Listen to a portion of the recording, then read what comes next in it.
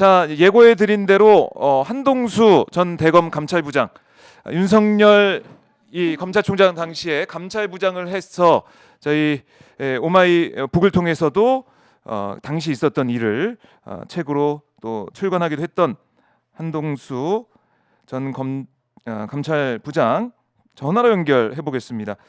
자, 전화로 바로 전화 한번 해보죠. 안녕하십니까, 변호사님?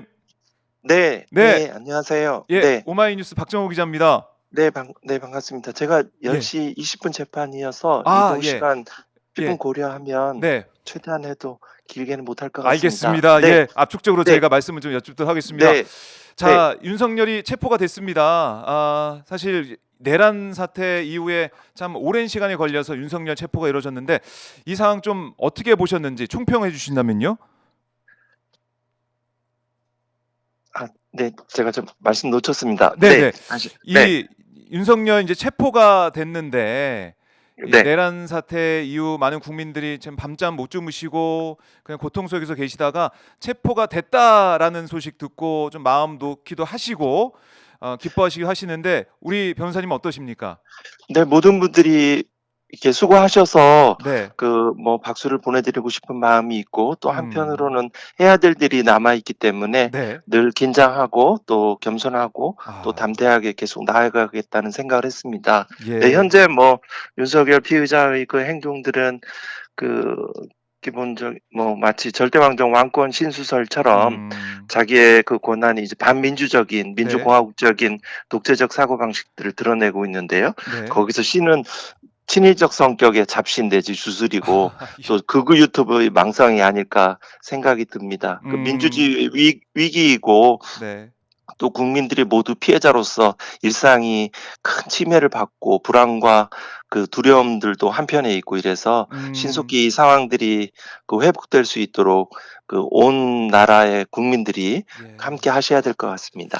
그러게요. 아직 우리가 할 일이 많다, 가야 될 길이 지금 멀다 이렇게 말씀을 하셨는데 지금 윤석열은 이 구치소에 있는데 계속해서 공수처 조사를 거부하고 있습니다. 이거는 어떻게 보세요? 이거 좀 잘하고 있는 겁니까? 아니면은 어떤 영향을 줄까요, 앞으로? 현재 윤석열 피의자가 정상적인 사법 시스템에 순순히 따른다면 정상대로 작동하고 그 절차 속에 자기가 들어가 있다면 형사재판상으로는 구속 기소되고 또 무기징역형의 중형이 예상되기 상황이 또 헌법의 탄핵 심판 그 절차에서도 파면이 예상되기 때문에 사안이 워낙 중화하고 관련 증거들이 국회 등을 통해서 명백히 수집이 되어서 이렇기 때문에 자기가 수사 재판 절차에 순순히 응하거나 협조를 하지 않을 것이라는 점은 예상이 됐습니다. 징계 국면에서도 온갖 형태의 토망식 주장을 하였고요. 특히 이제 조사 주체에 대한 공격 또 여론을 통한 선동전들이 함께 있었지요. 그래서 현재 그와 닮은 점들이 있는데 다만 지금은 죄상이죠. 내란 수개체, 내란 우두머리니까 그 죄상과 그에 관련 증거들이 국회에서의 중계 등을 통해서 모든 국민들이 알고 있기 때문에 이 사항들의 본질적인 큰 차이들이 있지요. 자, 어제도 보니까 지금 체포 적부심 이거 이제 기각이 됐습니다. 이거는 예상하셨는지요, 변호사님? 네, 당연히 그렇게 예상되고요. 그거를 체포 청구심을 인용한다면 극단적으로 표현한 판사가 아니라고 할 수 있죠. 그 정도로. 이제 이제 핵심적인 쟁점이 이제 관할 법원인데 그거는 체포영장을 발부한 법원이 되는 것이 그건 명백하고요. 구속적 부심처럼 공수처법, 형소법 어느 규정을 보더라도 중앙지법의 전속관을 오로지 거기에만 청구해야 되는 것이 아닙니다. 이런 지점들이 있고요. 그래서 이거는 구속영장 청구의 어떤 기각하는데 조금이라도 도움이 될까라는 어떤 함정 내지 꼼수였는데 오히려 영장 발부 가능성을 더욱 높이기에 확실하게 만드는 자책골, 자기의 판함정에 스스로 넘어간 것 같습니다. 추후 이제 영장이 발부된 후에도 탄핵 소추 결정 전까지 또 구속적 부심을 노리고 보석 청구를 하고 각종 뭐 이런 뭐 법적인 주장들을 할 텐데요. 마치 뭐라도 하나 걸리면 되지 않은 생각을 하는데요. 예. 그럴수록 그 법관의 독립, 법관 재판의 독립이 더욱 요청되죠. 법과 양심에 따른 재판을 하셔야 되고요. 그대로 하면은 그 국민들이 걱정하시는 상황은 발생하지 않으니까요. 일단은 그 법관의 독립은 여론이나 정당 포함합니다. 예로부터 이 독립. 또 판사도 인간인지라 어떤 약점이나 또 돈이 필요할 수도 있고 친인척 지인 뭐 이런 분들은 제가 징계재판에서의 경험들 속에서 법관으로 재직한 경험에서 드리는 말씀입니다. 이런 부분들이 있을 수 있으니까 뭐 대법원이든 해당 법원 차원에서의 어떤 대응들이 필요하고 네. 본인 스스로도 그런 회유와 압박, 부당한 압박들이 있으면 용기를 내서 법관도 공개하고 이렇게 가야 될 것 같습니다. 이건 워낙 우리나라 민주주의의 기본 질서와 또 국민들의 일상에 너무나 큰 영향을 미치는 독재냐, 그 참된 자유의 주체로서 네. 이 살아가느냐, 인권의 주체로서 존엄한 존재로 살아가느냐의 큰 기로에 서 있기 때문에 모두 다 함께 합심해서 나갔으면 합니다. 네. 네. 자, 이제 중요한 이제 뭐 이 판결 사실은 계속 이제 이어지게 될 거고, 특히 지금은 이 징계 재판, 그러니까 헌법재판소의 심판도 어제 본격적으로 시작이 됐는데, 네. 뭐 내용을 보셨겠지만은 윤석열 쪽에서는 계속해서 아니 이거 부정선거가 있었고 그걸 위해서 또 이게 내란이 아니고 어떻게 보면은 하나의 경고성 그런 움직임이었다, 이런 주장을 계속 하는 것 같아요. 어떻게 보시고 계십니까? 네, 기본적으로 그 사안과 사안의 실체가 명백하고 음, 내란 수괴죄 혐의들 아직 뭐 사건이 축소 은폐돼서 검찰의 수사는 갑자기 뭐 공정해질 리가 없잖아요.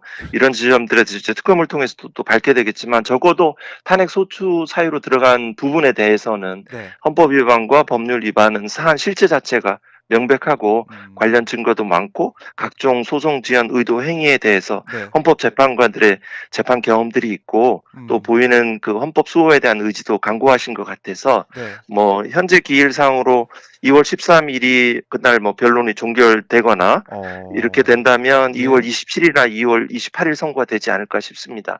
이에 대한 근거들은 시간 관계상 다 말씀드리기는 어렵고요. 예. 일단 뭐 노무현 뭐 대통령 탄핵 재판에도 뭐 변론 기일 횟수 그때 7회였고 변론 종결로부터 14일, 박근혜는 10일이었고요. 네. 이런 점들을 종합적으로 고려해서 그 무렵에는 선고가 되지 않을 것 어, 같습니다.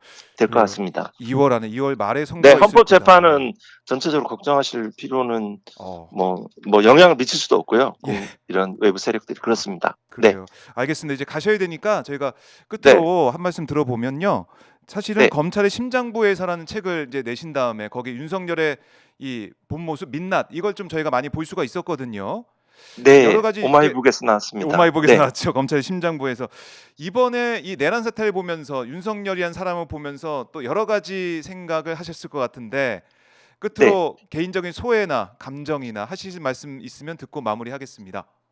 뭐 윤석열 개인에 대한 인간적인 마음과 이런 네. 감정의 요소들은 없습니다. 지금 아, 현재는 앞으로 해야 될 과제, 네. 우리나라의 민주주의 회복, 그리고 어 회복과 그리고 또 현재 국민의 일상의 그런 다시 복구, 그리고 현재 더 나아가서 지금 제일 윤석열 입장에서 제일 뭐 기대하는 두 가지 출구들은 구속 기각되는가 하고 네. 그 헌법 탄핵 심판 청구해서 이제 기각되는 거 그 두 가지 외에 다른 방법들은 없잖아요.